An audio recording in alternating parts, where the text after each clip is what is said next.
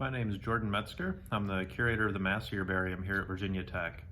So an herbarium is basically just a plant museum collection. So we have all kinds of preserved plant specimens here, over 100,000 of them, that we use to study the flora of Virginia and use to teach other people about the flora of Virginia as well.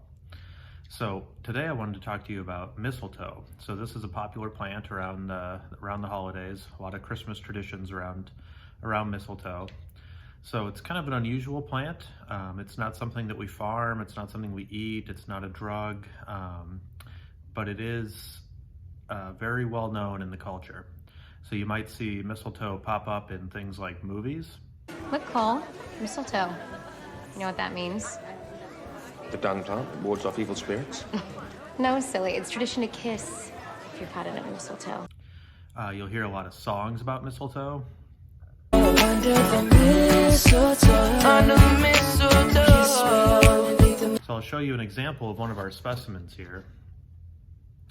So it has kind of drawn out oval shaped leaves, and it's usually found high up in a tree. It can often be pretty hard to see it.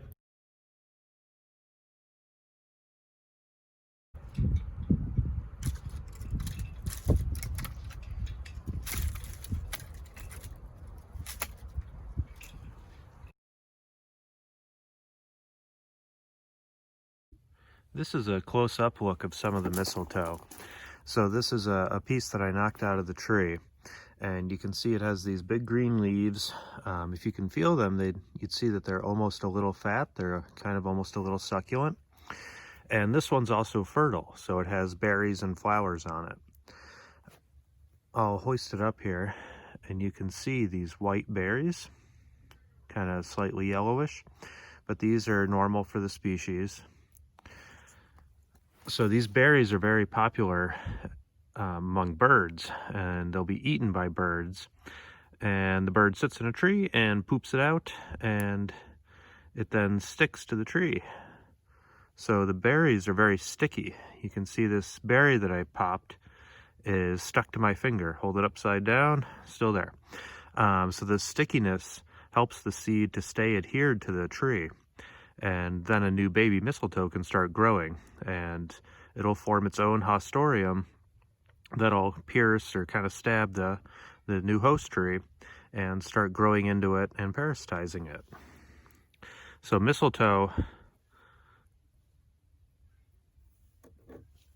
is what's called a dioecious plant. So its flowers are unisexual, so it has male and female flowers.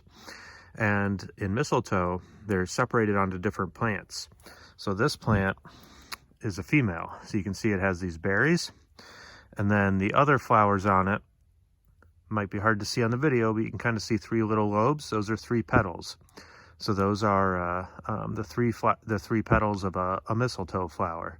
Each of these little balls here kind of has a little triangular opening.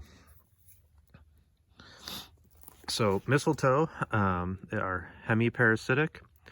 This is the eastern mistletoe, Phoradendron leucocarpum.